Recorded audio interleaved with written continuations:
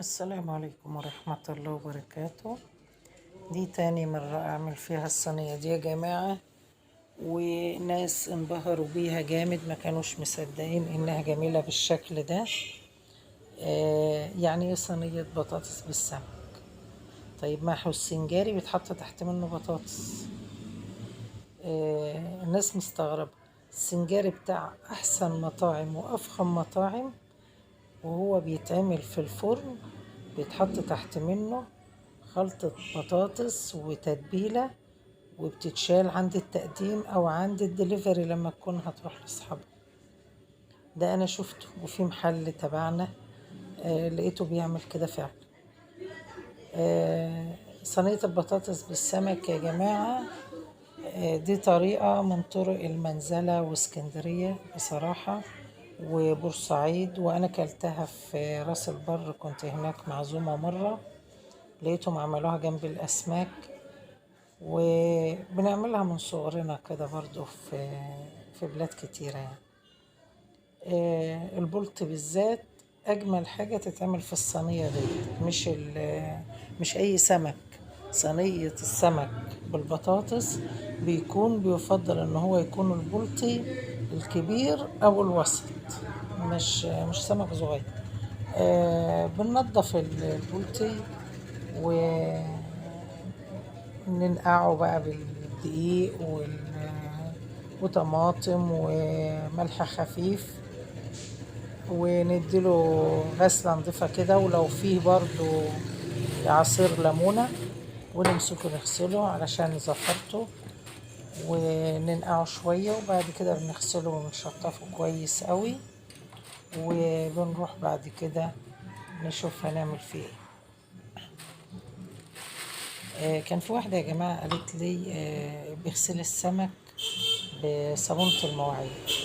يا جماعة المواد اللي فيها حاجات كيماوية زي صابون المواعين والأوم والحاجات دي، احنا بنغسل المواعين بيها ونرجع نشطفها تشطيف جامد، لأن الحاجات دي بيبقى فيها بواقي، يبقى نحطها ازاي، نغسل بها ازاي أكل. آه، أنا عملت غسلت السمك ونقعته زي ما قلنا، ورحت جاية دلوقتي معفرة بالتراب استغفر الله العظيم. جيت يا جماعة عفرت السمك بالدقيق، ورحت حطاه اقليه. ويفضل الصينية اللي انت هتعملي فيها تقلي فيها السمك، علشان تبقى عارفة ان رصة السمك بتاعتك على قد الصينية، وهتعرفوا ليه مع العمل. طبعا انا عملت قليت السمك، يا دوبك يبقى اصفر ذهبي فاتح، ما زودش عليه التحمير زي السمك العادي.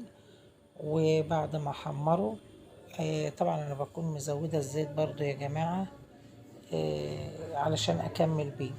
بعد كده لما اتحمر السمك، بنطلعه من الزيت، وبكون معايا بصلة، اعملها، ممكن تعملها حلقات كاملة، وممكن تعملها هلال، يعني تقطع البصلة 2 وتقطعها هلال، وتروح حطها في الزيت في نفس الصينية اللي انتي قليتي فيها السمك. على فكرة نكهة السمك في قلية الزيت في بقية الطبخة جميل جدا، وبيدي ريحة وطعم بصراحة جميلة. جربيه والله، كل اللي جربه بصراحة شكروا فيه، اللي معايا في الشغل والجيران وناس كتير عرفوه عملوه. الوصفة دي على فكرة مش موجودة في المكان اللي أنا فيه، فكانت وصفة جديدة. طبعا بعد ما شوحت البصل، ما بدلوش تحمير، انا يا دوبك بشوحه بس، هيبدأ يدبل، اروح حطيت الطماطم، وحطينا كزبرة وكمون وملح فقط لا غير. السمك ما بيتحطلوش اكتر من كده. نحط له بقى معلقة بابريكا لو عايزين، نحط له معلقة صلصة، ده براحتك.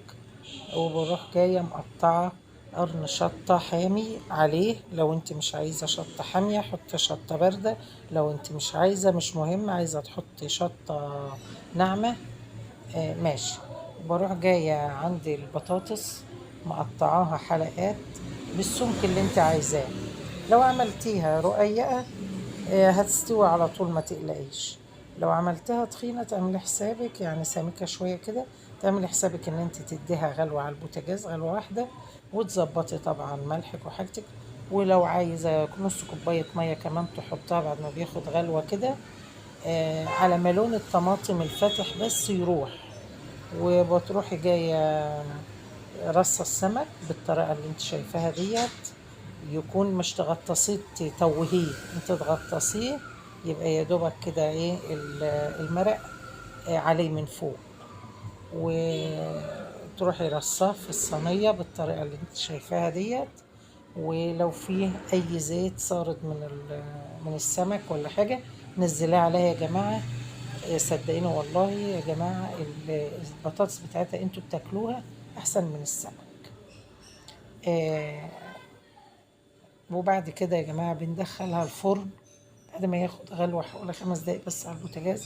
بندخلها الفرن مجرد ما بنرص السمك، ندخلها الفرن وبتطلع، تاخد لها حوالي ربع ساعة تلت ساعة في الفرن، وبتطلع بالطريقة الجميلة اللي انتوا شفتوها ديت. ودي صينيتنا النهاردة، ويا ريت تعجبكم ويكون فيه شير ولايك. والسلام عليكم ورحمة الله وبركاته.